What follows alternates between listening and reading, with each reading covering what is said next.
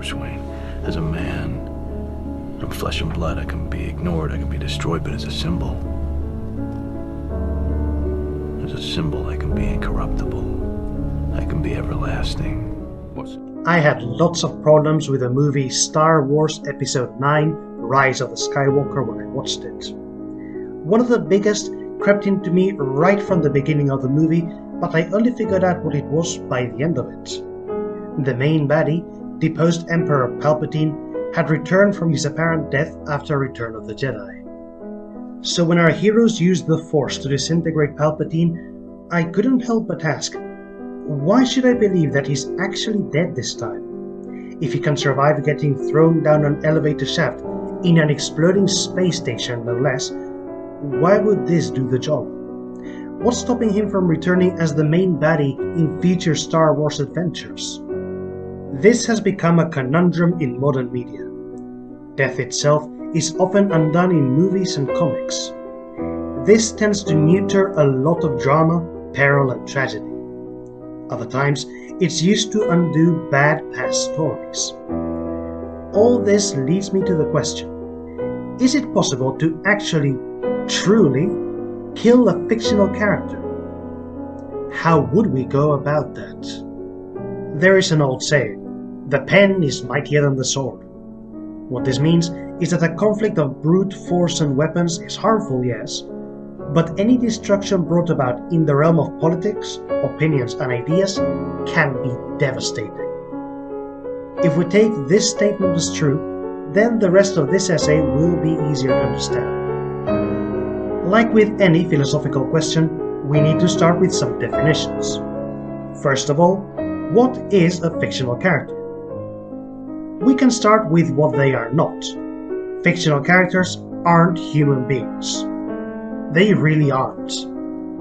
We three-dimensional living humans are flesh and blood.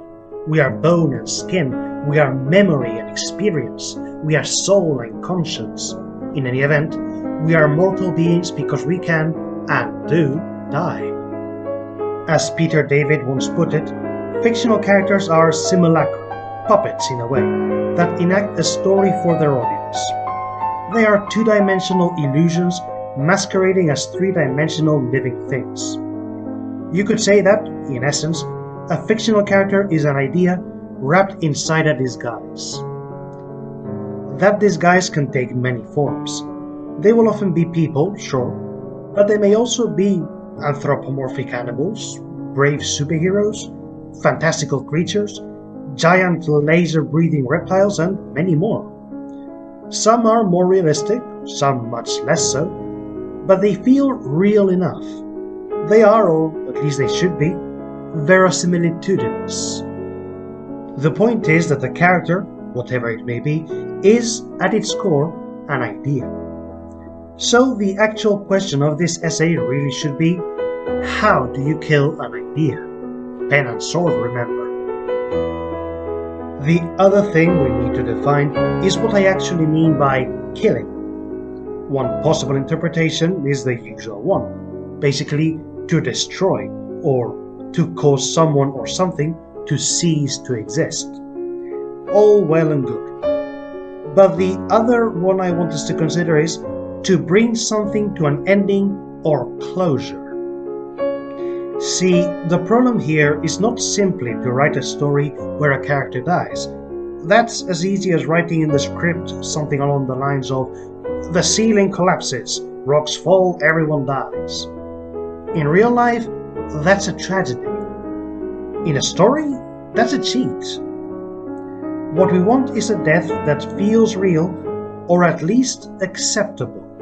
In any event, spoiler warning. And here is a list of the films, novels, comics and others that I intend to spoil.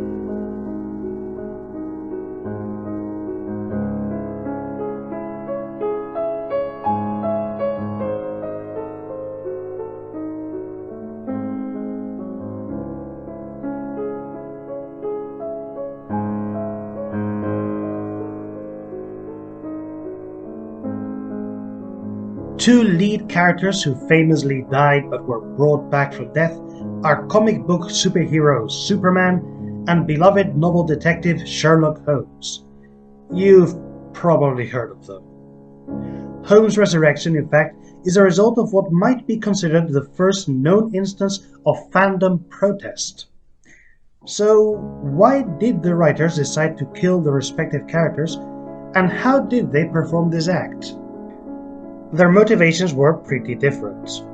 In Superman's case, the series was considered old and stuffy, in need of a dramatic shake-up. It was considered that killing Superman would make all heads turn in their direction.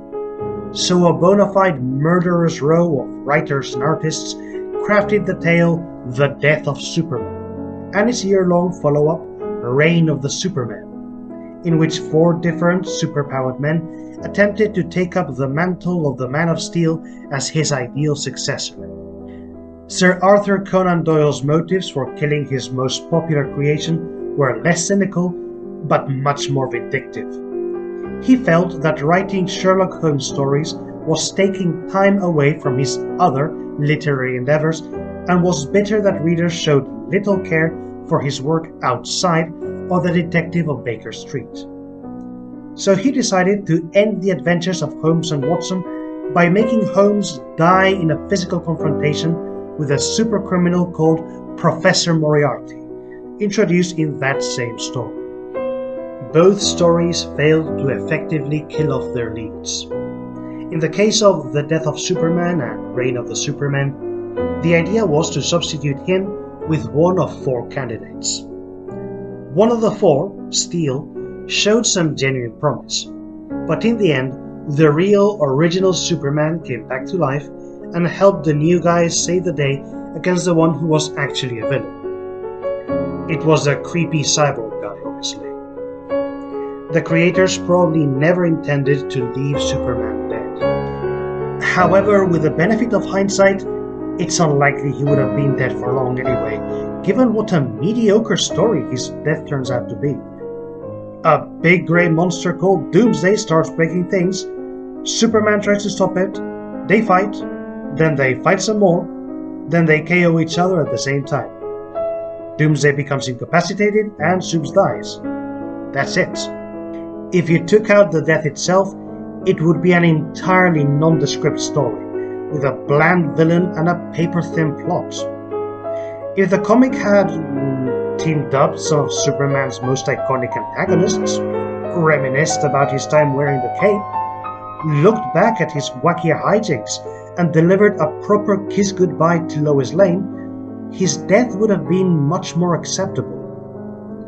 And if you've noticed that I've just described Whatever Happened to the Man of Tomorrow, an alternative universe story where Superman dies, then well spotted. Indeed, a more properly involved story that worked as a capstone to the Man of Steel would have been an acceptable death, and might have allowed Steel to properly take over the mantle. As it stands, his punch-up with Doomsday lacks the catharsis needed to make his death meaningful. Reign of the Superman had something going for it, but the story that kicked it off was DOA. Because of this, his resurrection was inevitable. And yes, Batman v Superman Dawn of Justice is just as bad in this regard. With Sherlock Holmes, the problem is similar but not quite identical. The author did intend to carry through with it, but then the fans unsubscribed in droves from Strand magazine, and he was asked to write Holmes back, much to Doyle's annoyance. In the story The Final Case, there is no case to investigate, no puzzle to solve, no set of clues, no mystery to unravel. By the time the narrator, Dr. Watson, learns what's going on, Holmes has known about Professor Moriarty for quite some time, and has been foiling his plans and gotten chased in return. They both travel to the Alps, Holmes and Watson get separated, Moriarty faces Holmes on his own, they fight, and both die by plummeting down a waterfall. All of this would have been fine for a spy thriller, but it is quintessentially not a Sherlock Holmes story. It lacks most of the ingredients you would want from one. So, and this is just my own spurious deduction, This is the main reason why this tale did not go down so well. A proper Sherlock Holmes story where he solves puzzles to uncover Moriarty and then both die would have probably been a much less bitter pill to swallow. And also worth noting, if you're going to kill off a character, make sure their bodies are visible, otherwise there'll always be a chance they're not really dead. So these are examples of wholly unsatisfying, hollow deaths that got undone by the end. What else do we have? Some stories and their adaptations present multiple paths, making the question of whether the character lives or dies a matter of choice for the reader. In a way, they are in a quantum superstate of being both alive and dead at the same time. They are Schrodinger's fictional character, if you will. Several examples spring to mind, but perhaps the most famous one is Dr. Frankenstein, the OG mad scientist who created a living creature that turned against him, stalking him and killing his loved ones. In Shelley's novel, both the Doctor and his creature chased each other to the last corner of the Earth, the Arctic, where they engaged in one final duel. It is strongly implied that the Doctor died at the hands of his creation, who perished not long after due to the elements. Frankenstein and his monstrous son is one of the characters that has been adapted to different media most often. What's peculiar about it is that each adaptation has notably different interpretations. In movies, there are 3 examples that stand out: Universal Studios' Frankenstein, Bride of Frankenstein and Son of Frankenstein, with Colin Clive as the Doctor and Boris Karloff as the monster, Hammer's Curse of Frankenstein and Revenge of Frankenstein, featuring Peter Cushing and Christopher Lee, and Mary Shelley's Frankenstein, with Kenneth Branagh and Robert De Niro. In the Clive Karloff series, the Doctor escapes punishment, survives, and even gets married, while his creation dies unloved and rejected by everybody. The reason Dr. Frankenstein doesn't appear in the 3rd film is that the actor Colin Clive had died, and consequently so too did the character. More on that later. In the Peter Cushing films, the Doctor is much more malevolent. He gets executed by the end of Curse, but at the start of the sequel he is rescued in time, and by the end of it, learns to cheat fate entirely by transplanting his brain into new bodies. Kenneth Branagh's adaptation is much closer to the original novel, with a duel in the Arctic. So which is the right one? It's a matter of personal philosophy. I quite prefer it when they kill each other. Both characters are ultimately monsters, so it's poetic justice that they slay one another. I also quite like the Peter Cushing Doctor developing immortality and cheating his fate, though it's a much more cynical ending. I only really feel cheated out by the Universal Dr. Frankenstein surviving, because narratively, he did not deserve to do so. Interestingly, Dr. Frankenstein's survival in both Colin Clive films was due to studio interference, not because of what the writers or directors wanted to do. In the end, the right answer is all of them and none of them. Their death or survival is entirely dependent on what the story intends to achieve. After that, we have horror characters, particularly horror villains, who are notorious for refusing to stay dead. This is often a result of the supernatural rules applied to the stories they exist in. Dracula, Freddy Krueger, Jason Voorhees, Shodan, Herbus West the Reanimator, Tomie and the like have the uncanny ability to return from the other side and terrorize the living, even after being vanquished. This often adds to the element of terror they bring, since indeed, how do you kill what won't remain dead? And it is very tempting to extend a lucrative horror franchise, but it can also bring frustration to the reader. Many of them were killed off in the original work they appeared in, but their popularity caused them to cheat death and reappear, time and again. It can risk the character becoming overexposed, and any victory achieved against them will turn out hollow and temporary. So what if Dracula is just a pile of ashes now? Any sequel will have someone pour blood onto his corpse and he'll be back to his old antics. So what if you've destroyed Shodan's CPU? Apparently she can just body jump. Their immortality becomes, for their horror franchise, both a blessing and a curse. There can never truly be a catharsis of having the villain slain, because they will return. The heroes have only postponed the inevitable. What else? Are there any characters who have gone past the point where killing them would be credible? I'd say so, yes. Conan the Barbarian springs to mind. This warrior from the fantastical Hyborian age was created by pulp writer Robert E. Howard in the 1930s. These short, loosely connected tales present Conan's adventures, culminating in the only full-length novel of the character, Hour of the Dragon, also known as Conan the Conqueror.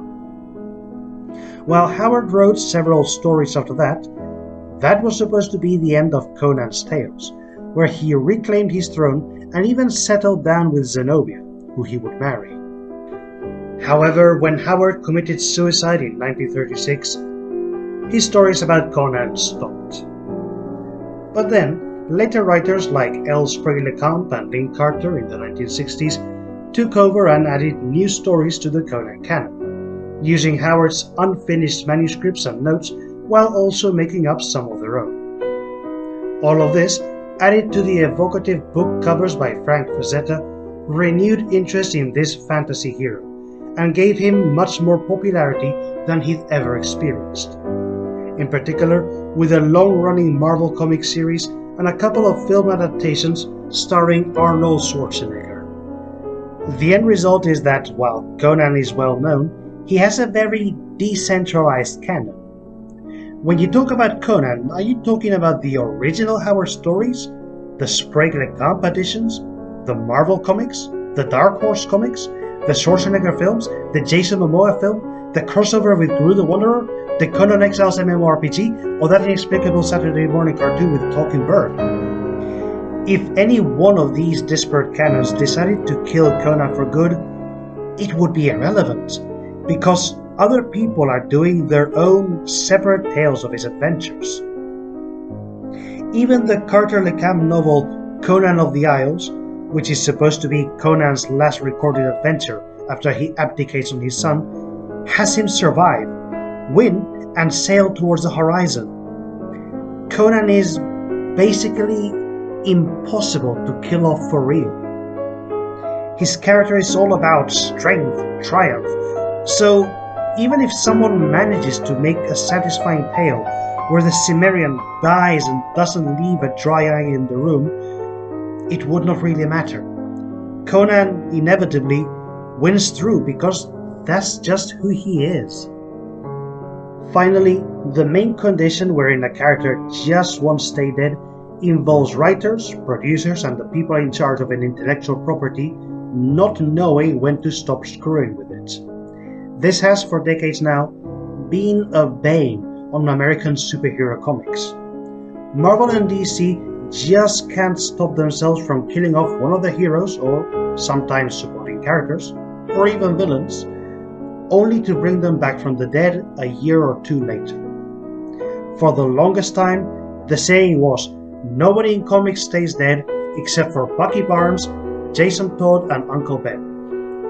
Come the 21st century, and 2 out of 3 have been resurrected. The problem here is twofold. The first is the result of a production model of Marvel and DC, since traditionally their stories are not actually planned ahead very much, and since each line is handled by different authors, the storytelling model is very similar to improvisation. The issue comes when the main rule of improv is broken. It should be yes and. But the constant retcons and reboots of these comic lines, which boil down to declaring that didn't happen to previous stories, have ensured that almost nothing stays set in stone, and death, ironically, is the biggest casualty. That's how you get the pointless resurrection of the Flash Barry Allen after his heroic death in Crisis on Infinite Earths, or Jean Grey coming back after her tear-jerking departure in the Dark Phoenix saga, or the Green Goblin returning to life as the mastermind behind Spider-Man's Clone Saga, despite his demise being a bona fide classic. But as Newton said, for every action there must be an equal and opposite reaction. Let's see the other side of this dilemma. We've seen characters who had mediocre death stories undone by a dissatisfied public or unhappy creators. Then are there characters whose death is not only satisfying, but quite possibly their greatest moment, which no one in their right mind wouldn't do? We've seen characters whose death is disputed by diverse interpretations. Then are there characters whose death is integral to their tale? We've seen characters who, by the conceit of their story, just won't die properly. Then are there characters whose immortality can bring finality to a story? We've seen characters who continued living after their author and have developed a life of their own. Then are there characters whose death the author pulled off in time, inexorably tying the character with their demise? We've seen characters who live and die and live again at the whims of a production model that doesn't know when to leave good enough alone. Are there then characters whose death is the result of the real world affecting fiction? That's a hard yes on all counts. Contrast the hollow death of Superman with Avengers Endgame. When Iron Man finally manages to grab hold of the Infinity Gauntlet, he snaps his fingers, which finally defeats Thanos and his forces, but kills him in the process as well. This death works not only as a culmination of the conflict of this movie, but as a capstone of the adventures of Iron Man and the end of the Infinity Cycle, to give it a name. It is the end point of the career of Tony Stark. All his manias and fears, his attempts at doing the right thing, his mistakes and missteps, his broken friendships and restored relationships, all the messiness that is his journey through no less than 3 solo movies, 5 team-ups, and several cameos to boot. And just to drive home the point, the funeral scene shows the one prop that is guaranteed to make longtime fans weep. The original arc reactor, which Pepper Potts labeled as proof that Tony Stark has a heart. It completes the transformation from selfish jerk to noble hero that Iron Man's adventures have been all about.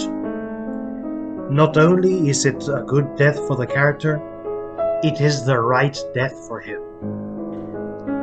Contrast the disputed death of Frankenstein and his monster with Spike Spiegel from Cowboy Bebop.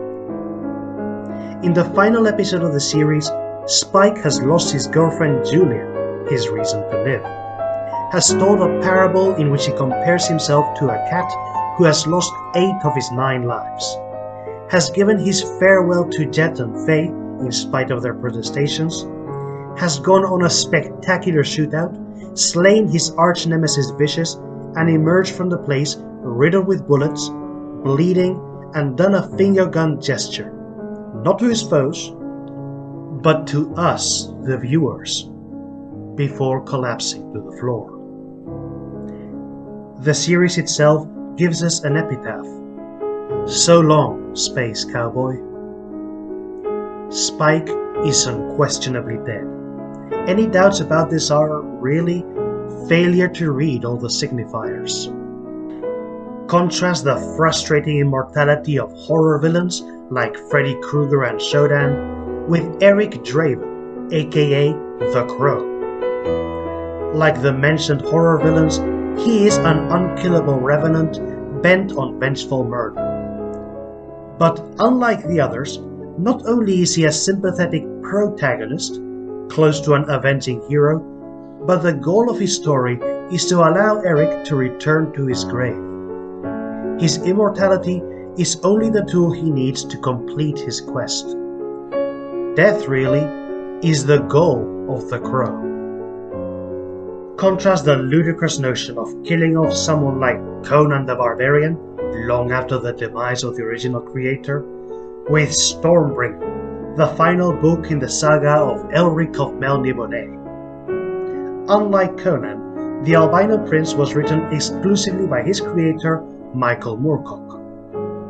Elric is a powerful fantasy hero, arguably the most powerful fantasy hero in all of literature, armed with the magical sword Stormbringer and possessing spells with which to summon legions of unstoppable spirits. But his tales are about a profoundly flawed hero who, due to his darker impulses, screws up and makes things worse for the people around him even as he saves the day. For all of his magical swordsman fantasy hero bravado, the Elric saga is ultimately about a hero who fails. Battle after battle, quest after quest, Elric can't win without a lover or a friend meeting the business end of a blade, sometimes his own. Even at the end, in Stormbringer, after saving his world from the influence of the Lords of Chaos and Lords of Order, he dies alone, unmourned, his magic sword thrust through his heart, in a world that will never know of his deeds. Even in success, Elric, eternal champion and hero with 1,000 faces, still meets misery and failure. Therefore, death is the only possible result for him. Contrast the endless, pointless deaths and resurrections of comic book characters with characters who have died in parallel to their real-life performers. Both instances are about external, material circumstances affecting the production of the story, but where one is the result of greed, arrogance, and/or stubbornness, the latter comes from facing and acknowledging real-world loss and tragedy. This is particularly relevant when a specific character is irrevocably tied to the performance of a specific actor or actress. When you think of the work in question, you think of the character and of that specific performance. Nobody but Angela Lansbury could possibly be Jessica Fletcher. No one except Peter Falk could conceivably play Columbo. This causes a problem for the production when the all-too-human performer says their final farewell. Is it possible to continue the adventures of that character? While some films move on with new actors, as happened in the Harry Potter movies after the death of Richard Harris, in several cases the answer is no. Much of the public would find the notion disrespectful by treating actors like interchangeable tokens that can be casually swapped, rather than individual human beings and artists. This is one reason why Samurai Jack stopped for the longest time after Season 4, with the death of the voice actor Mako Imawatsu, who played as the delightfully villainous Aku. It is also one reason why the conclusive Season 5 took more than a decade to be released, and when it did, it specifically featured little of Aku and made a point of being the end of the story. As good as the voice actor imitating Mako was, he clearly was not the original. It's why the last film in Christopher Nolan's Batman trilogy could not feature the Joker again with a different actor, since the late Heath Ledger's performance was such a tour de force. And it's also the reason why a significant portion of Wakanda Forever is a eulogy to the departed Chadwick Boseman, a star of the preceding Black Panther. There are more cases I'm leaving out, undoubtedly, like Carrie Fisher, Leonard Nimoy, and John Belushi. But in all of these cases, the paratext influences the text itself. The character has died because the actor has died, and recasting just wouldn't cut it. It's a case when the sword is mightier than the pen. It's time to wrap things up. What have I learned while making this essay? Well, I've learned that endings are important, because that is where the heart of a story is revealed. By that same token, in a good story, A character's death is the end point where their steps took them. I have learned that brute forcing an ending is much less satisfying than earning it, because the meaning is lost. I have learned that the events of the real world and the conditions of work of storytellers are a vital part of the events of fiction. I have learned that, while in the real world we struggle to see the meaning in tragedy, that same meaning becomes much more accessible in stories, which is why fictional deaths should have a point. I've learned that what we want is to be able to say our farewells. And I've learned that storytelling is a difficult craft at the best of times, so my observations here are not low. And there is always more to learn. May this be a long, fruitful journey.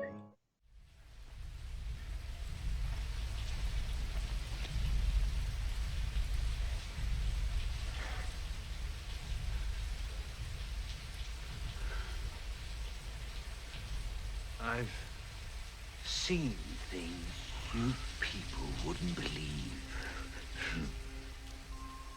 Attack ships on fire off the shoulder of Orion. I watched sea beams glitter in the dark near the 10-house gate.